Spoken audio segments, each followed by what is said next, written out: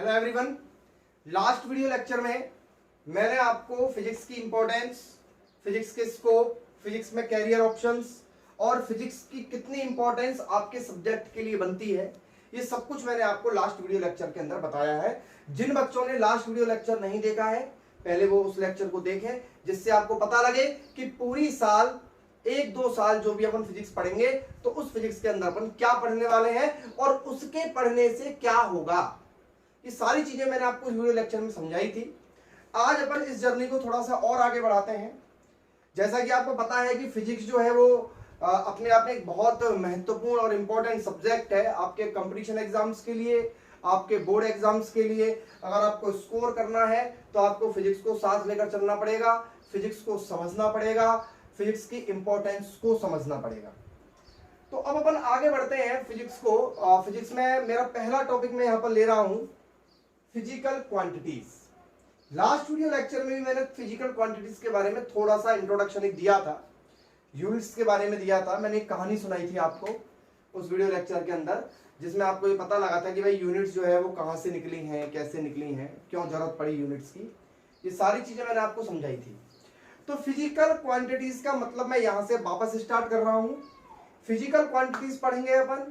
Physical quantities पढ़ने के बाद हम अब फिर आगे बढ़ेंगे अपने यूनिट और डायमेंशंस की तरफ। वो कंप्लीट जब हो जाएगा तो उसके कंप्लीट के बाद अपन मैथमेटिकल टूल्स पढ़ेंगे फिजिक्स में जो यूज होते हैं। क्योंकि आप ये मान के चलिए कि physical quantity, unit dimensions and mathematical tools, ये जो मैं आपको पढ़ाने वाला हूं ये फिजिक्स नहीं है। ये केवल और केवल फिजिक्स को पढ़ने के लिए हम हमारे वेपन्स रेडी कर रहे हैं। क्योंकि अगर आपको ये चीजें समझ में नहीं आई तो आप ये मान के चलिए, ये बिल्कुल सत्य बात है कि आपको फिजिक्स में कुछ भी समझ में नहीं आएगा। इसलिए मैं आपसे बार बार कह रहा हूं, इस वीडियो को बहुत ध्यान से देखना और इसके आगे आने वाले सारे वीडियोस को बहुत ध्यान से देखना।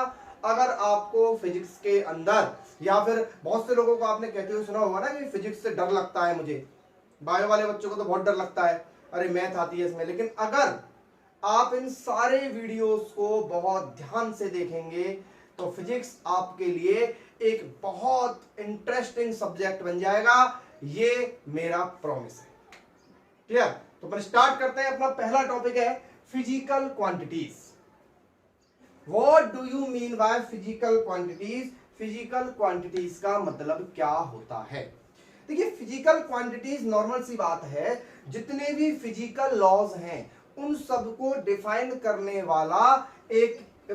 करने वाली एक क्वांटिटी जो होती है उनको अपन फिजिकल क्वांटिटीज कहते हैं। चलिए ऐसे ना समझकर अपन दूसरे तरीके से इसको देखते हैं। फिजिकल क्वांटिटीज क्या होती हैं? फिजिकल क्वांटिटीज वो होती हैं जिनको मेजर किया जा सकता है। नॉर्मल सी बात है, जैसे मेजर किया जा सकता है। अब मैं बोलूं ये बोर्ड फिजिकल क्वांटिटी है क्या? बोर्ड फिजिकल क्वांटिटी नहीं है ना, कैसे मेजर करेंगे इसको? नहीं। हाँ, बोर्ड की लेंथ फिजिकल क्वांटिटी है, बोर्ड की ब्रेथ फिजिकल क्वांटिटी है, बोर्ड की हाइट फिजिकल क्वांटिटी है। समझे बात को? यानी कि ऐसी चीजें, ये बोर्ड का कलर फिजिकल क्वांटिटी है क्या? नहीं, बोर्ड का कलर फिजिकल क्वांटिटी नहीं है। बोर्ड में जितना कलर लगा है उसका वॉल्यूम कितना यूज हुआ है वो फिजिकल क्वांटिटी है। इट मींस फिजिकल क्वांटिटीज वो होती हैं जिनको मेजर किया जा सकता है। तो मैं सीधे सीधे शब्दों में यहां पर डेफिनेशन बोलूं का physical quantity is a quantity which is measured.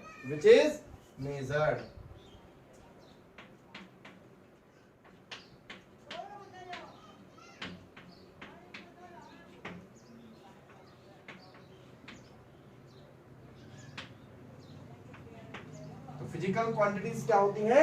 जिन्हें मेजर किया जा सकता है।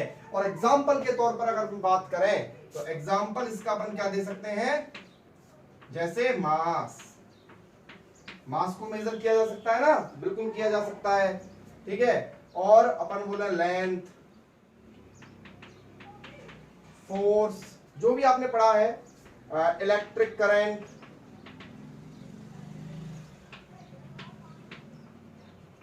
और क्या पढ़ा आपने 10th क्लास में? पावर, ये सारी चीजें, वर्क, स्पीड, वेलोसिटी, जो भी आप बोलना चाहो, जिनको आप मेजर कर सकते हो, वो सारी की सारी चीजें क्या होती हैं? फिजिकल क्वांटिटीज होती हैं। फिजिकल क्वांटिटीज जो होती हैं, जैसे वर्क है, मास है, लेंथ है, फोर्स है, ये सारी की सारी जो है फिजिकल क्वांटिटीज हैं। अब इन फिजिकल क्वांटिटीज में से कुछ फिजिकल क्वांटिटीज जो हैं, जैसे कि मैंने पिछले वीडियो लेक्चर में भी बताया हुआ है कि कुछ फिजिकल क्वांटिटीज जो हैं वो फंडामेंटल हैं और कुछ फिजिकल क्वांटिटीज जो हैं वो डिराइव्ड हैं। अब इन दोनों का मतलब वापस समझिए, जो बच्चे नया इस वीडियो, पहली बार इस वीडियो को देख रहे हैं, वो वापस समझिए कि फंडामेंटल क्वांटिटीज जो हैं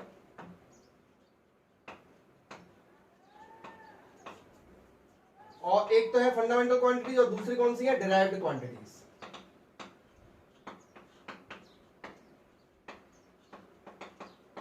तो आप समझे, आप क्या समझे कि जो फिजिकल क्वांटिटीज होती हैं उनको दो पार्ट्स के अंदर डिवाइड किया गया है। कितने पार्ट्स के अंदर? दो पार्ट्स के अंदर उनको डिवाइड किया हुआ है। पहला पार्ट है उसका फंडामेंटल क्वांटिटीज, हिंदी में इसको बोलते हैं मूलभूत। मूलभूत क्वांटिटी का मतलब होता है बेसिक क्वांटिटीज, मतलब इनसे बेसिक कुछ भी नहीं है। जैसे बेसिक का मतलब मैं आपको समझाऊं इन शॉर्ट, बेसिक का मतलब ये हो गया कि जैसे एक छोटा सा बच्चा होता है, उसको आपको एडिशन सिखाने हैं। एडिशन सिखाने के लिए आपको उसको पहले काउंटिंग सिखानी होगी। तो काउंटिंग से बेसिक तो कुछ भी नहीं है ना। अगर एडिशन बच्चा सब तब सीखेगा ना जब उसको काउंटिंग आ जाएगी। यानी कि वही वाली बात है, अगर आपको चैप्टर आगे पढ़ना है तो आपको ये फिजिकल क्वांटिटीज को अच्छे से समझना होगा। तो फंडामेंटल क्वांटिटीज क्या होती है? वो काउंटिंग, उस बच्चे के लिए जो काउंटिंग है, ऐसी फिजिक्स के लिए, फिजिकल क्वांटिटीज के लिए फंडामेंटल क्वांटिटीज बेसिक है। What do you mean by basic quantities? Fundamental quantities. अब बात करते हैं, आगे बढ़ते हैं कि फंडामेंटल क्वांटिटीज क्या होती हैं सर। फंडामेंटल क्वांटिटीज ठीक है सर, मान लिए बेसिक है, बट इनका मतलब क्या होता है? तो मैं आपको सीधा साधा से शब्दों में बता दूं कि फंडामेंटल क्वांटिटीज जो है ये ऐसी क्वांटिटीज होती हैं जिनका अपना ऑन फॉर्मूला नहीं होता है, यानी कि जिनको डायरेक्टली मेजर किया जाता है, उनका कोई भी फॉर्मूला नहीं होता है, उनको अपन फंडामेंटल क्वांटिटीज कहते हैं। जो यानी कि ऐसी क्वांटिटीज जो दूसरी क्वांटिटीज पे डिपेंड नहीं करती हैं। यानी कि सीधा सीधा क्या हो गया? यानी कि those quantities which do not depend on other physical quantities. Clear? तो ऐसे अब आपको सीधा सीधा आप नोट्स भी आपको इसमें से बना सकते हैं, आप आराम से वीडियो को पॉज करके लिखते रहिए आप। तो मैं आपको बताऊं फंडामेंटल क्वांटिटीज क्या होती है। सबसे पहले अपन बात करेंगे नोट्स में आपको क्या लिखना है। सबसे पहले लिखना है कि फिजिकल क्वांटिटीज क्या होती हैं। तो फिजिकल चैप्टर 1 डालेंगे। फिजिकल क्वांटिटीज क्या होती है? ऐसी quantities, those quantities which can be measured, जिन्हें मेजर किया जा सकता है, उन्हें अपन फिजिकल क्वांटिटीज कहते हैं। एग्जांपल हो गए मास, लेंथ, फोर्स, वर्क, ये सारे हो गए। Physical quantities are divided into two parts, first fundamental quantities and second derived quantities. Fundamental quantities क्या होती है? Which do not depend on other quantities, जो दूसरी क्वांटिटीज पे डिपेंड नहीं करती हैं। अब मैं आपको बता दूं कि ऐसी क्वांटिटीज होती हैं 7। कितनी क्वांटिटीज होती हैं ऐसी? 7 क्वांटिटीज ऐसी होती हैं जो फिजिकल, दूसरी फिजिकल क्वांटिटीज पे डिपेंड नहीं करती है। मैं लिख देता हूं वो सातों क्वांटिटीज कौन सी होती है। पहली होती है मास। पहली कौन सी होती है? मास। दूसरी क्वांटिटीज होती है लेंथ। देखिए आप इनमें से किसी का भी देखिए फॉर्मूला नहीं होता है। तीसरी होती है टाइम। फोर्थ होती है आपकी इलेक्ट्रिक करंट।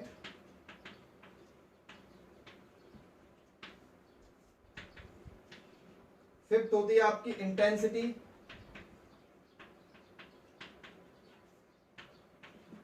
सिक्स होती है आपकी अमाउंट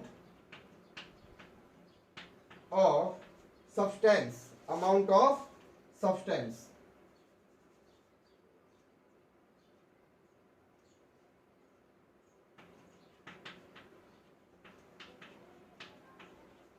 और 7 होती है टेम्परेचर।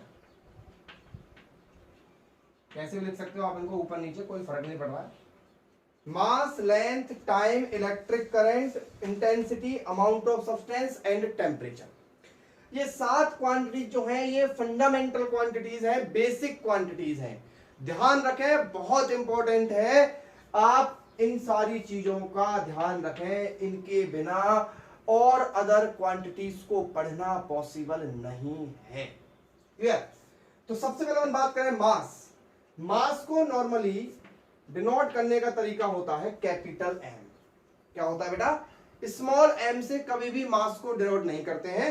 अब तक छोटी क्लासों में जो भी था ठीक था, अब आप इन चीजों की इंपॉर्टेंस को समझिए। मास को अपन कैपिटल एम से डिनोट करते हैं, लेंथ जो है उसको अपन कैपिटल एल से डिनोट करते हैं, वैसे स्मॉल एल भी चल जाता है लेंथ के लिए। टाइम जो है उसको अपन कैपिटल टी या स्मॉल टी से डिनोट करते हैं। क्लियर? इलेक्ट्रिक करंट जो है उसको अपन आई से डिनोट करते हैं। इंटेंसिटी जो है उसको भी अपन आई से डिनोट करते हैं, पर दोनों का अपना अपना अलग अलग इंपॉर्टेंस होता है। अमाउंट ऑफ सब्सटेंस को अपन मोल लिखते हैं, MOL। इसको आप केमिस्ट्री में बहुत डिटेल में पढ़ोगे। और टेम्परेचर को भी अपन T से लिखते हैं। ठीक? तो अब यहां पर इनके मैंने आपको सिंबल्स जो है वो लिख दिए हैं कि इन सारी जो फिजिकल क्वांटिटीज है उनको अपन कैसे डिनोट करते हैं। क्लियर? अब फंडामेंटल क्वांटिटीज के बाद अभी इनके सिंबल्स में तो बहुत सारा फर्क आ जाता है, जैसे लेंथ है उसको स्मॉल एल लिख देते हैं। क्लियर? तो अब अपन बात करते हैं, ये तो हो गई अपने फंडामेंटल क्वांटिटीज की बात। तो फंडामेंटल क्वांटिटीज क्या होती हैं? जिनको जो अपने बात करें फॉर्मूले के लिए किसी दूसरी फिजिकल क्वांटिटीज पे डिपेंड नहीं करती है, उसे अपन फंडामेंटल क्वांटिटीज बोलते हैं। इसके बाद अपन बात करते हैं फंडामेंटल क्वांटिटीज के बाद सेकंड नंबर आता है अपना डिराइव्ड क्वांटिटीज का। तो ऐसी physical quantities, those physical quantities which depends on other physical quantities, ऐसी फिजिकल क्वांटिटीज जो अपने लिए किसी दूसरे फिजिकल क्वांटिटी पे डिपेंड करती है। यानी कि मैं लिखूं those physical quantities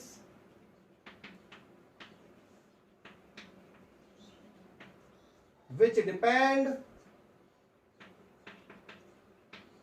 on other physical quantities, ऐसी फिजिकल क्वांटिटीज जो किन्हीं दूसरी फिजिकल क्वांटिटीज पे डिपेंड करती है। और एग्जांपल से आपको बिल्कुल क्लियर हो जाएगा कि आपको फोर्स का फॉर्मूला तो पता ही होगा। फोर्स बराबर होता है मास इनटू एक्सेलरेशन। और भी बहुत सारे फॉर्मूले हैं। Speed is equal to distance upon time. देखा आपने? मतलब कि इनके फॉर्मूले जो हैं वो दूसरी फिजिकल क्वांटिटीज पर डिपेंड कर रहे हैं। एक्सेलरेशन भी फिजिकल क्वांटिटी है, डिस्टेंस भी। लेकिन आपने जो फंडामेंटल क्वांटिटीज देखी थी वो फंडामेंटल क्वांटिटीज किसी दूसरी फिजिकल क्वांटिटीज पे डिपेंड नहीं करती है। क्लियर? तो अब अपन बात करते हैं कि डिराइव्ड क्वांटिटीज क्या होती हैं। Those physical quantities which depend on other physical quantities are called derived quantities.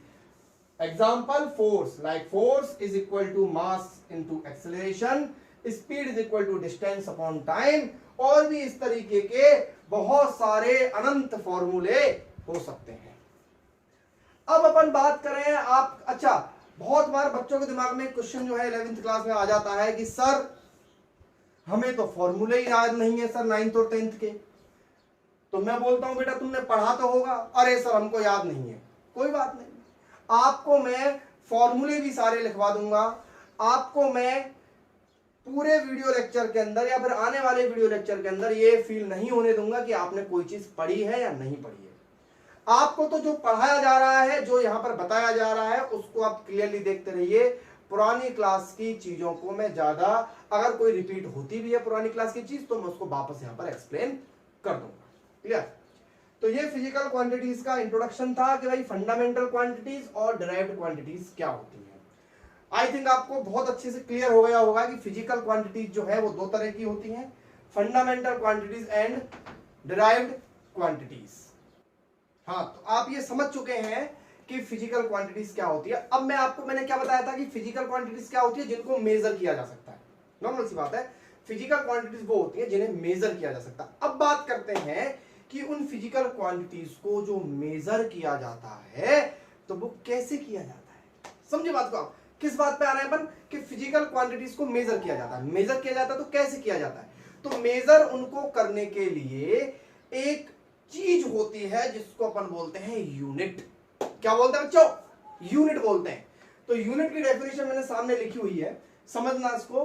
The chosen standard of same kind, standard अपन ने सेलेक्ट किया है, सेम काइंड टेकन लिया गया है as the reference in order to measure a physical quantity. किसके लिए, physical quantities को मेजर करने के लिए। फिजिकल क्वांटिटीज को मेजर करने के लिए एक स्टैंडर्ड सेलेक्ट किया है एक ही तरह का, is called the unit of that quantity. ये तो हो गई किताबों वाली भाषा। अब अपन समझते हैं, मैं तो बोलता हूं कि यूनिट का मतलब होता है सरनेम। क्या होता है, जैसे मेरा है दीपेश सोनी, सोनी क्या है, सरनेम है। इसी तरीके से यूनिट क्या है, उस फिजिकल क्वांटिटी का सरनेम है जो वो बताता है कि ये चीज कितनी है और ये चीज क्या है। जैसे मैंने आपको मान लो, मैंने बोला आपसे कि बेटा जाओ मार्केट से चीनी लेके आनी है आपको, नमक लेके आना है आपको, तो क्या बोलूंगा, 5 किलोमीटर नमक लेके आओ या फिर क्या बोलूंगा, 5 किलो नमक लेके आओ, 5 ग्राम नमक लेके आओ, है ये थोड़ा बोलूंगा 5 किलोमीटर नमक लेके आओ। तो आप ये देखिए, फिजिकल क्वांटिटीज की इंपॉर्टेंस भी तभी है जब उसके साथ उसकी स्पेसिफिक यूनिट लगे। क्लियर, तो यूनिट क्या हुआ, 5 किलोमीटर। आप कितने चलेंगे भाई, 5 किलोमीटर दौड़ा, तो 5 किलोमीटर, किलोमीटर से पता लगा ना कि 5 की इंपॉर्टेंस तब है जब वो किलोमीटर लगा हुआ है, वरना केवल मैं 5 दौड़ा, 5 क्या दौड़ा, 5 स्टेप दौड़ा, या फिर 5 मीटर दौड़ा, 5 सेंटीमीटर चला, मतलब नहीं पता लगता ना। तो उसके लिए आपको यूनिट्स स्पेसिफाई करना जरूरी होता है। यानी कि कहने का मतलब है, फिजिकल जो क्वांटिटीज हैं उनको मेजर करने के लिए एक स्पेसिफिक चीज की जरूरत होती है जिसको अपन यूनिट्स कहते हैं। ठीक है, अब अपन यूनिट के बाद स्टार्ट करते हैं कि यूनिट्स जो होती हैं सर, उसके सिस्टम होते हैं। कुछ क्या होते हैं, सिस्टम। ऐसा नहीं कि आपने कुछ भी लगा दिया, कभी भी लगा दिया, यूनिट्स के सिस्टम होते हैं। तो मैं बात करता हूं सिस्टम ऑफ यूनिट्स की। तो चलिए नेक्स्ट अपना टॉपिक है सिस्टम ऑफ यूनिट्स। यूनिट्स के बाद अपन देखते हैं सिस्टम ऑफ यूनिट्स, जैसा कि मैंने आपको बताया है। लेकिन नॉर्मली सिस्टम ऑफ यूनिट्स जो है उसको 3 पार्ट में डिवाइड किया गया है, जो बोर्ड पे आपके सामने लिखा हुआ है। पहला है सीजीएस सिस्टम, दूसरा है एमकेएस सिस्टम, और तीसरा है मैंने लिख दिया FPS system. CGS system, MKS system और एफपीएस सिस्टम। तो देखिए, सबसे पहले मैं आपको बता दूं कि एक्चुअल में क्या है, जितनी भी यूनिट्स के जो सिस्टम दिए गए हैं इनको मास, लेंथ और टाइम के आधार पे, मास, लेंथ और टाइम के आधार पे इनके नाम लिखे गए हैं। तो इसका मतलब ये नहीं होता कि इसमें केवल ये 3 ही चीजें इंक्लूड होती हैं। होने को तो सारी साथ की साथ फंडामेंटल क्वांटिटीज में इंक्लूड होती हैं, लेकिन नाम इन्होंने 3 के आधार पे दिए हैं, है ना। सीजीएस का मतलब होता है, इसमें सी का मतलब होता है सेंटीमीटर, जी का मतलब होता है ग्राम, और एस का मतलब होता है सेकंड। अब आप समझने की कोशिश कीजिए कि ऐसा सिस्टम जिसमें लेंथ को सेंटीमीटर के अंदर, मास को ग्राम के अंदर और टाइम को सेकंड के अंदर मेजर किया जाता हो, ऐसा यूनिट सिस्टम सीजीएस सिस्टम कहलाता है। क्लियर। अब सर इसमें इलेक्ट्रिक करंट तो आई नहीं, सर इसमें इंटेंसिटी तो आई नहीं, मोल तो आया नहीं, अरे वो भी आता है। उसके अलावा भी जो इनके अलावा 4 जो क्वांटिटीज बची है वो सारी होती है, लेकिन मैं बता रहा हूं नाम के आधार पे इनको रखा गया है। क्लियर। एम के एस में देखिए, एम का मतलब होता है मीटर, के का मतलब होता है किलोग्राम, और टाइम का मतलब होता है सेकंड। अब आपको एक बात यहां से क्लियर पता लगी कि जो टाइम है वो इन दोनों ही यूनिट सिस्टम के अंदर सेम होता है। Clear. F P S, F का मतलब होता है फुट, पी का मतलब होता है पाउंड, और एस का मतलब होता है सेकेंड। क्लियर। तो अब देखिए यहां पे सिस्टम ऑफ यूनिट्स को तीन पार्ट्स में डिवाइड किया गया है, CGS system, MKS system, FPS system. CGS, MKS, FPS तीनों ही सिस्टम को उनके मास, लेंथ और टाइम के आधार पे नाम दिए गए हैं, इस बात को भूलना मत। इसका मतलब ये नहीं होता है कि केवल ये तीन चीजें ही इसमें इंक्लूड होती हैं, बस इनको नाम इस आधार पर दिए गए हैं। क्लियर। मैं आपको एक एक चीज उनके बारे में नई नई चीज बता देता हूं। ये जो सिस्टम है ये फ्रेंच सिस्टम कहलाता है, फ्रेंच में दिया गया था। इस सिस्टम को मैट्रिक सिस्टम बोलते हैं, मैट्रिक सिस्टम है ये। और इस सिस्टम को अपन ब्रिटिश सिस्टम बोलते हैं। क्लियर। ये सिस्टम ऑफ यूनिट्स है। क्लियर। अब क्या है कि सिस्टम ऑफ यूनिट्स इतने सारे हो गए, काम के तो बहुत है, ये बहुत काम के हैं। इसमें से सबसे ज्यादा जो काम का है वो सीजीएस है, लेकिन इन सब का ये जो एमकेएस मैंने आपको बताया, एमकेएस सिस्टम जो है ये वाला, और एक सीजीएस सिस्टम, ये दोनों आपके पूरे 2 साल बहुत ज्यादा काम आने वाले हैं। एमकेएस का मतलब समझ गए आप, मीटर, किलोग्राम, सेकंड। सी का मतलब सेंटीमीटर, जी का मतलब ग्राम, और एस का मतलब सेकंड। ठीक है। सीजीएस सिस्टम तो ठीक है अपने आप में, लेकिन एमकेएस सिस्टम को और एडवांस किया गया। सीजीएस सिस्टम को और एडवांस किया गया 1960 के अंदर। 1960 के अंदर एमकेएस सिस्टम जो था इसको और एडवांस किया गया और इसको एक नया नाम दिया गया, वो था एसआई सिस्टम, एसआई यूनिट्स। ये नाम तो आपने सुना होगा, एसआई यूनिट। क्लियर। तो एमकेएस सिस्टम को 1960 के अंदर एडवांस किया। किसने किया था एडवांस, वो भी मैं आपको बता देता हूं। संस्था का जो नाम है वो है International Bureau of Weight and Measures. तो लिख देता हूं, इंटरनेशनल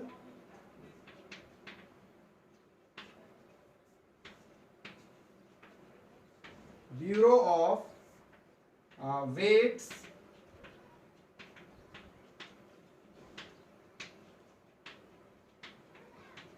मेजर्स। एक इंटरनेशनल संस्था है, इसने 1960 के अंदर इस एमकेएस सिस्टम को और थोड़ा सा एडवांस किया और इसका नया नाम दिया एसआई, और इस एसआई का मतलब होता है international system.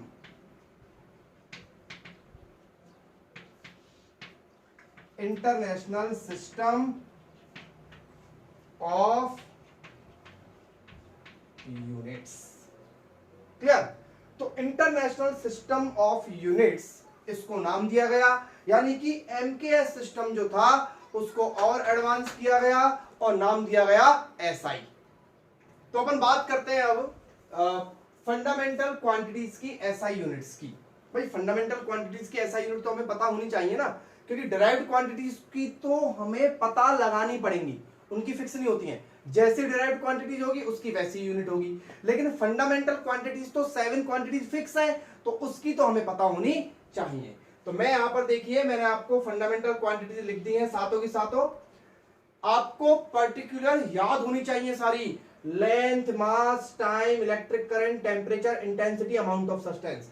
Length, mass, time, temperature, amount of substance, intensity, electric current, सातों की सातों आपको क्लियरली याद होनी चाहिए। क्लियर। तो सबसे पहले लेंथ की एसआई यूनिट, तो लेंथ की एसआई यूनिट होती है बेटा मीटर।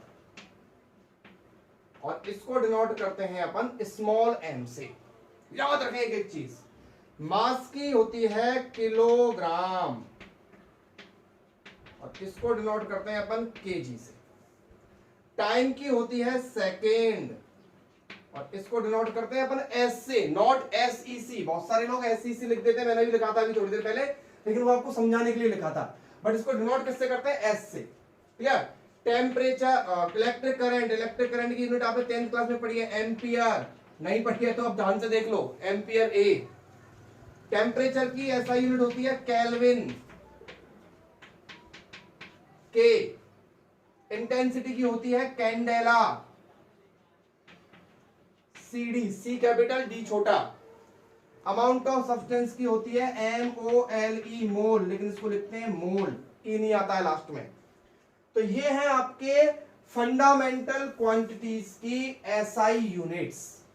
मतलब कि लेंथ के आगे हमेशा मीटर लगाया जाएगा, 5 मीटर, 6 मीटर, 7 मीटर, 8 मीटर। मास के आगे किलोग्राम लगाया जाएगा, टाइम के आगे सेकंड, और इसी तरीके से इन सब चीजों के आगे इस तरीके से कन्वर्ट करके लगाया जाएगा। इसके बाद नेक्स्ट आता है डिराइव्ड क्वांटिटीज की SI यूनिट्स के बारे में, कि डिराइव्ड क्वांटिटीज की SI यूनिट्स क्या होती हैं और उनको अपन जो है वो कैसे किस तरीके से जो है वो अपन निकालेंगे। तो ये यहां तक आप इस वीडियो लेक्चर को आज देखिए, और जिन बच्चों को वास्तव में नोट्स की जरूरत है वो फेयर कॉपी में इनके नोट्स आप बना सकते हैं। Thank you.